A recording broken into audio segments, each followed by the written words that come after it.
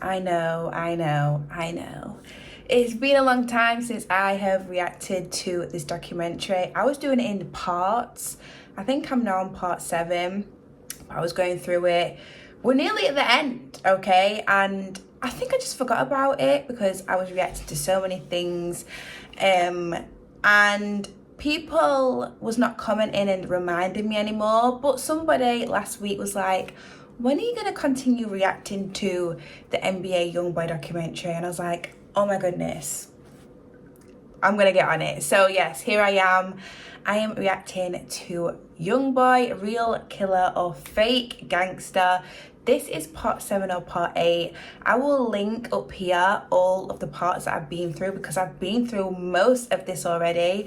The next part of this documentary is called The Trial of a Lifetime, YoungBoy's 2 gun cases. So we're going to jump into that very, very soon. Also, I want to say I've been reacting to loads of NBA YoungBoy content over on my Patreon. I have some YoungBoy supporters over there, I guess, and they just keep sending me in suggestions over on Patreon. So make sure you jump over there and check that out. The link to my Patreon is in the description. But anywho, I'm gonna jump into this. But anyways, guys, thank you for watching and let's jump straight into it. On September the 28th, 2020, YoungBoy was part of a large group of people filming a music video, apparently for his song Chopper City. YoungBoy was seen in social media clips around this. I think I've reacted to that one on Patreon, Chopper City. Music video, apparently for his song Chopper City. YoungBoy was seen in social media clips around this time, appearing to tow a Draco whilst driving an old school Cutlass.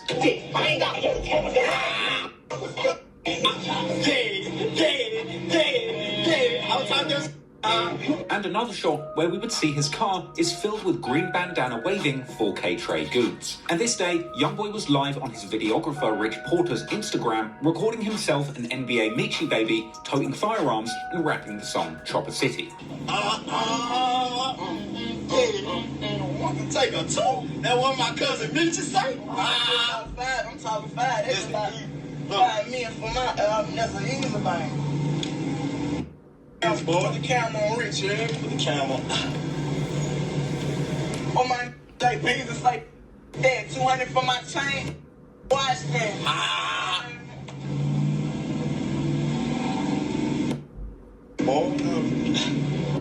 Boy, stop playing, man. Stop playing me, boy. What's up?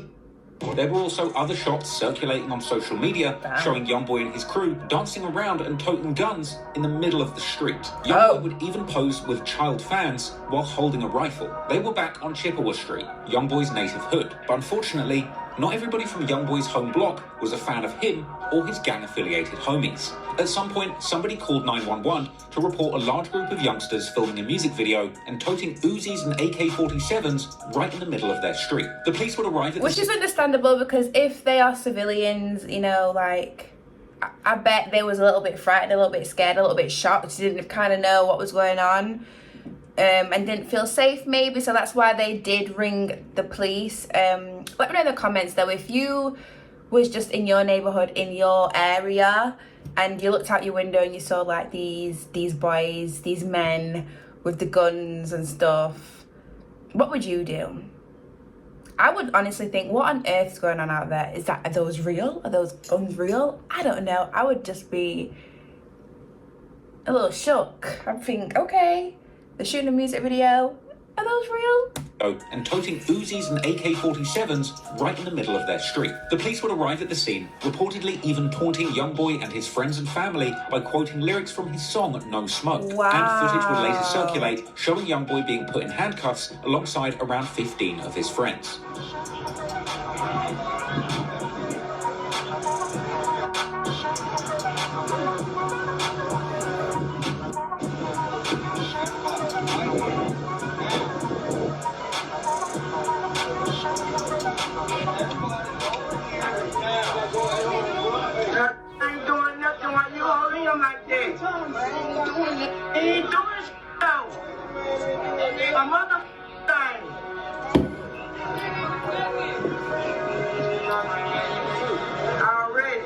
With the news later reporting on the arrest and the huge haul of guns and cash taken from the incident. And YoungBoy's post-arrest mugshot would circulate soon after the arrest. But Cops couldn't hold him for long, and within a day or so, YoungBoy was released on $75,000 bond and would be seen taking pictures with fans outside jail in the same outfit he was arrested in. Same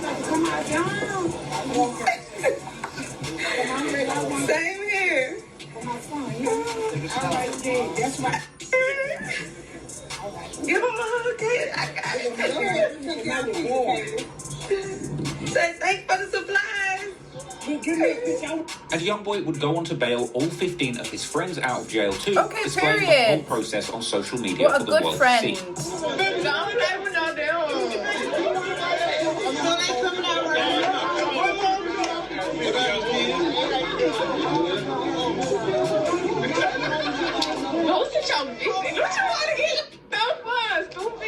Look at Tyler.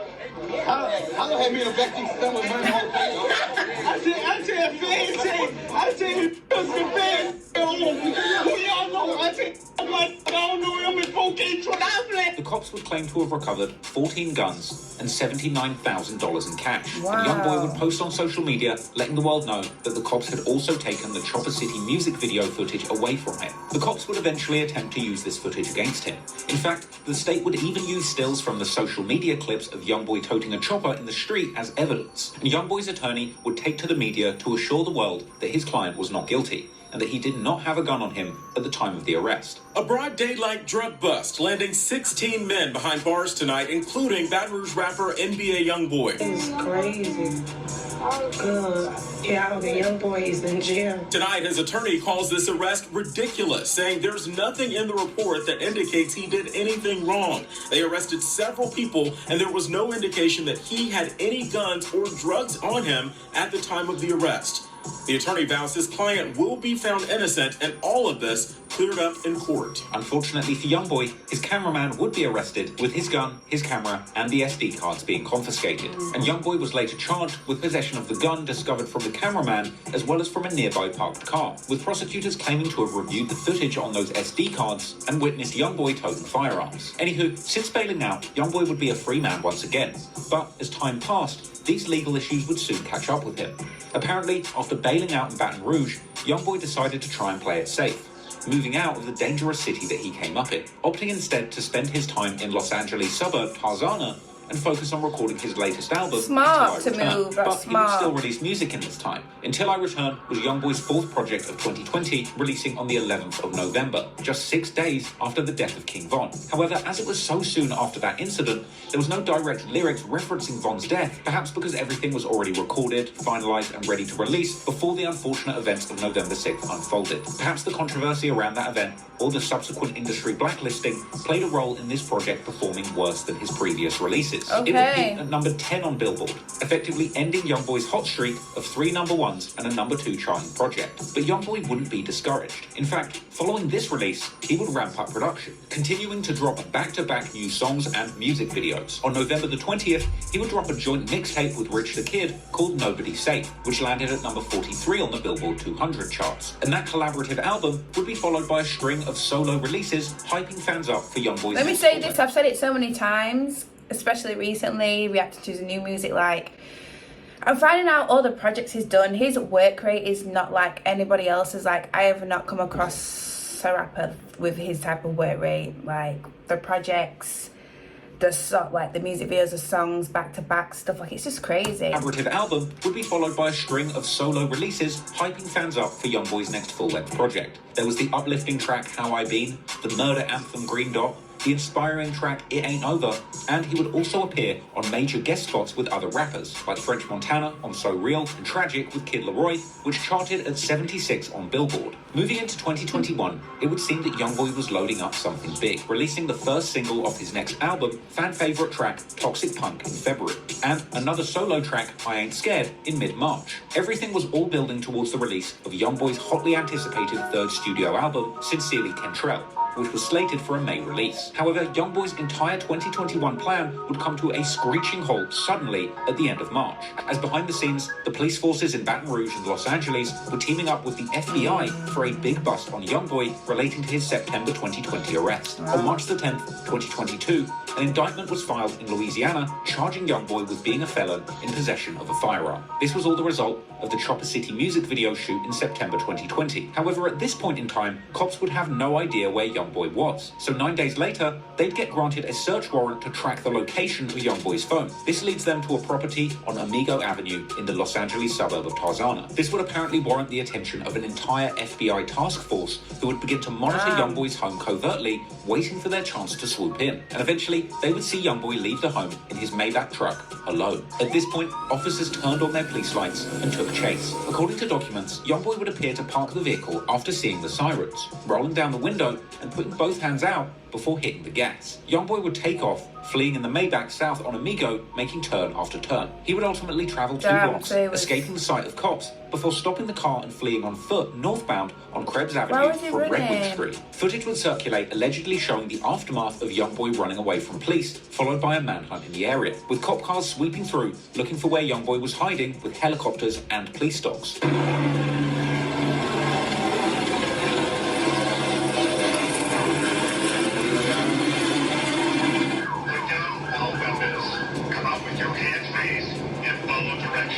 Damn. Oh, you see when I hear about them police dogs, listen, I don't know why I would ever be on the run. Like, I don't know. I'm not saying I'm going to be in that situation, but let me say this. When I hear them police dogs are coming out, I ain't running no more, because I am not getting got by a police dog. Let me know in the comments. If you're on the run and you're running from the police, right? I'm not saying you're ever going to be in this situation. Hypothetically speaking, if you was on the run and you was running from the police and the police was chasing you, and then they said, listen, we're going to let the police dogs out. When them police dogs get you, it is what it is. What are you doing? Are you stopping? Or are you going to keep running? What are you going to do? I'm stopping. I'm going to say, listen, no need. Put the dogs, no need. I'm going to come out, okay? Because I ain't playing those games. I ain't playing those games with those dogs. I've seen what they do. Not my vibe.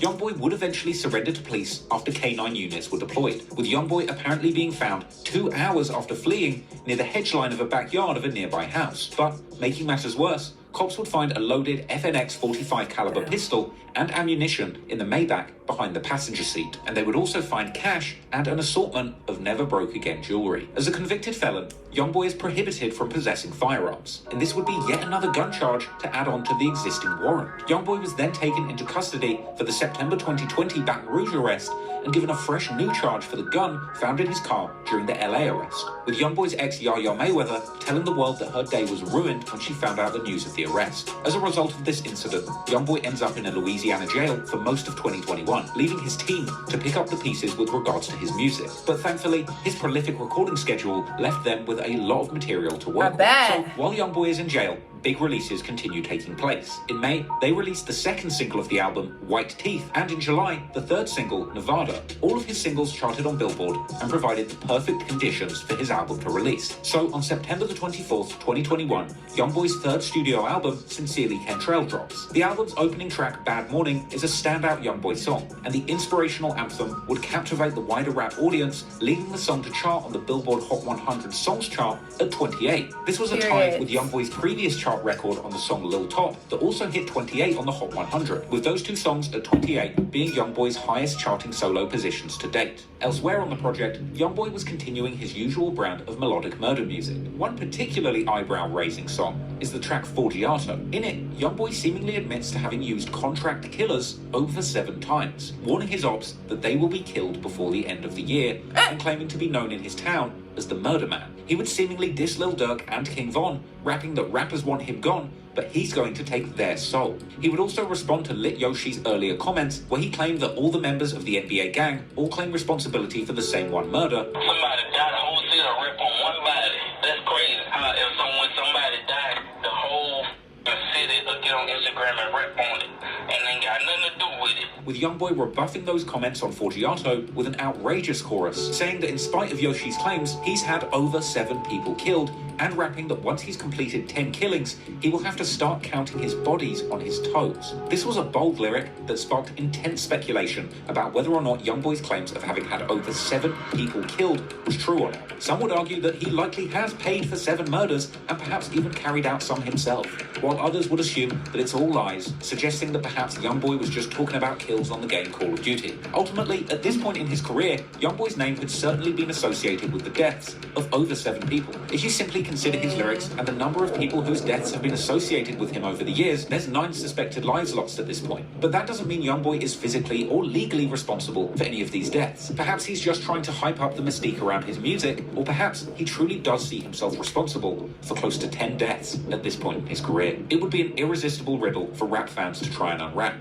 Pitchfork would summarize YoungBoy's album Sincerely Kentrell accurately, saying that it painted a portrait of YoungBoy as a tragic figure who blurred the line between fact and fiction, and ultimately saying the mystique around YoungBoy combined with the project itself was a brilliant creative body of work. And all of the mystique around YoungBoy and his past, combined with his talent, contributed to huge record sales, with the project being YoungBoy's biggest album debut of his career. What are we thinking though, guys? Are we thinking that he is, like the title, a real killer or a fake gangster? Like Traplow saying like maybe he paid people to do it, or maybe he did it himself. Like, what are we thinking, guys? Let me know in the comments, because I'm still not sure. Like, I just don't know.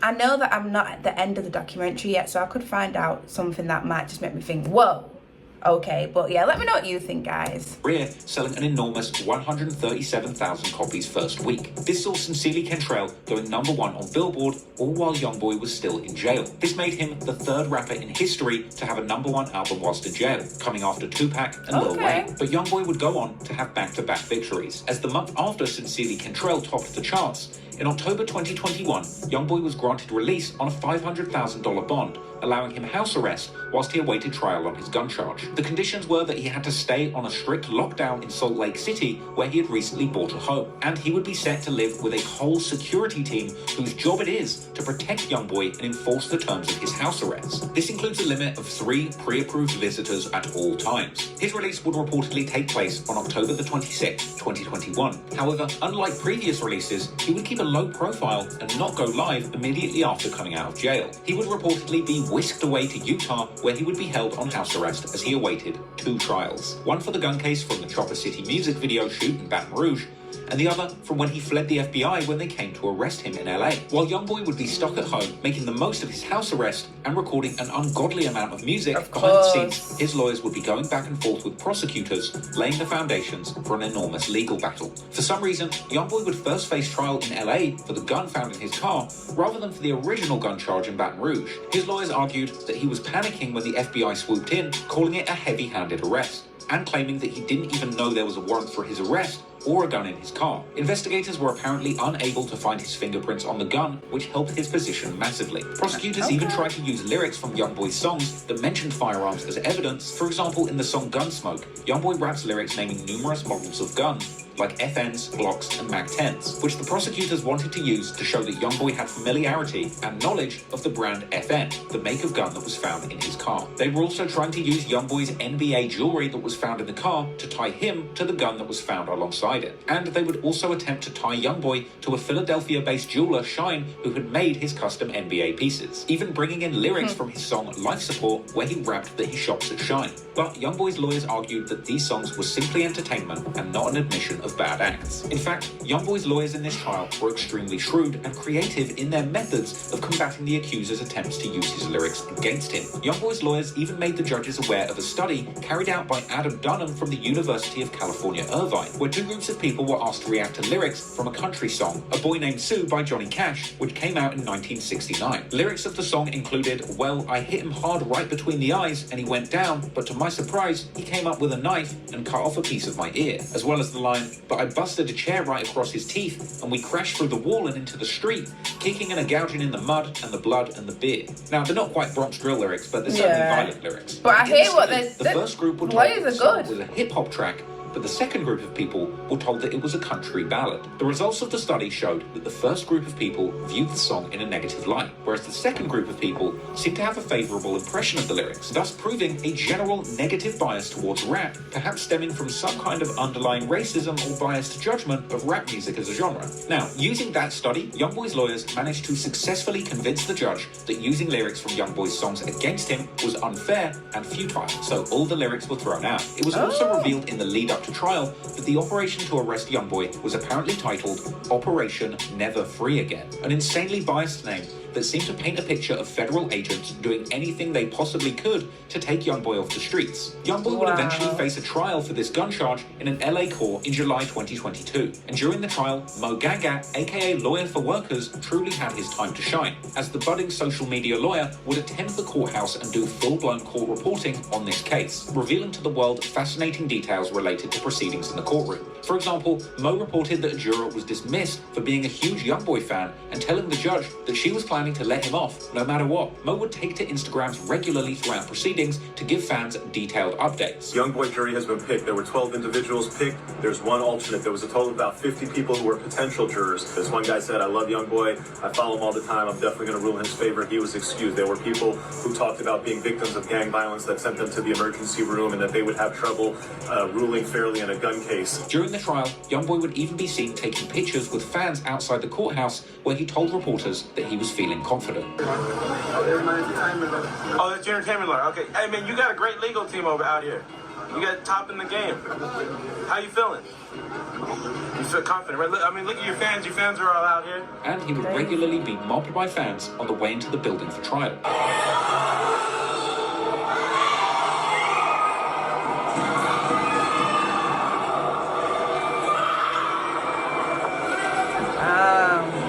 Fans ain't playing no games.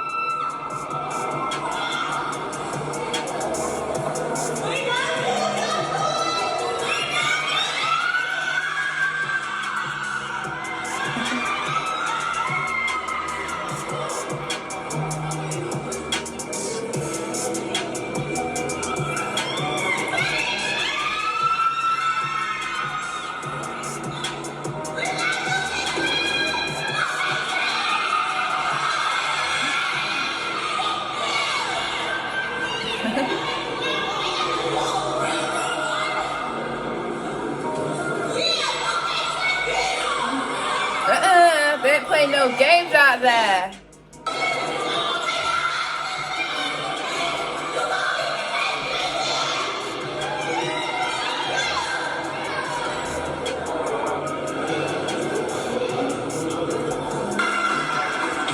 Oh my goodness.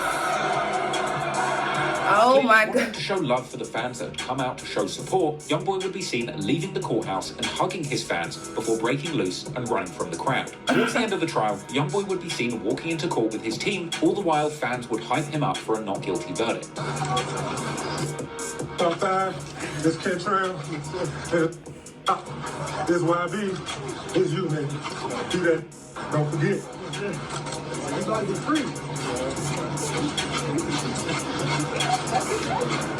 As soon as they say not guilty, I'm gonna call my girl and tell her to show you the titties. And so, on July the 15th, 2022, news of the verdict would break, with Mo Gangat going viral, being the very first person to break the news to rabid YoungBoy fans that had assembled outside the courthouse.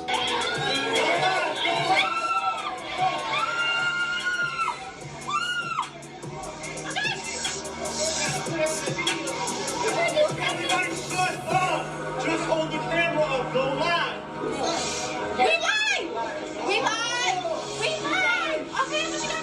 The United States of America versus Kentrell Golden. Kentrell. AKA Lil Top. AKA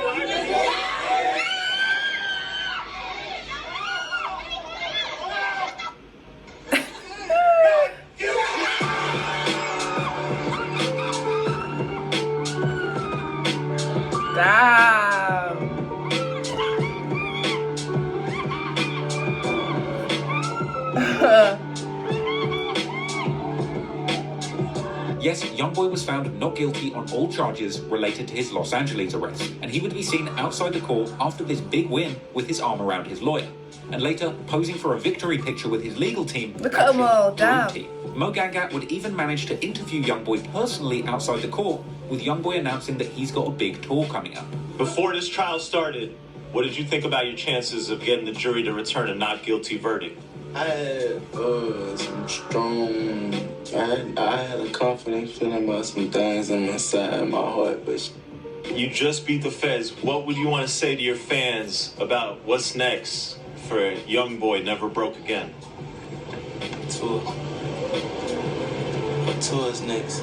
So, with that big legal win checked off the list, all that would remain for YoungBoy is to beat the original gun case that he caught at the Chopper City music video shoot in Baton Rouge. Now, YoungBoy has yet to face trial for this, and he still remains on house arrest in Utah as he awaits his day in court. But perhaps when the time comes, he will beat this case too, as his success rate in the courtroom is nothing to be trifled with. Or perhaps this might be the one charge that YoungBoy can't escape. For now, it's unknown. However, what is known is that even while on house arrest, problems would still mount up for YoungBoy. And despite his ability to diss his enemies and ops from Baton Rouge or Chicago without consequences, others wouldn't be so lucky. And soon, the rap beef that claimed the life of King Von would turn deadly once again, this time leading to the tragic death of one of Quando Rondo's closest friends. Yeah, so the next part, which I'm going to be reacting to next time, is YoungBoy and Quando versus the world, which I do know quite a bit about that because I have reacted to, you know, so many videos on that and stuff. But I'm interested to see what Trap Lord Ross is going to tell me, because he gets things from everywhere and gets all this information from everywhere and anywhere, which I've never heard about. So he goes into a lot more depth and stuff like that. But yes, so yeah, I'm back reacting to the documentary. Like I said, we don't have long left. We have the next part, the YoungBoy and Quando part, and then we've got like 2 little bits after that. So to be honest, there's not that long left, maybe like 45 minutes or something. So make sure you keep in the loop. Make sure you let me know if you'd like me to continue reacting to the next part as well. Let me know what you think about YoungBoy. Do you think he is a real killer or a fake gangster? I'm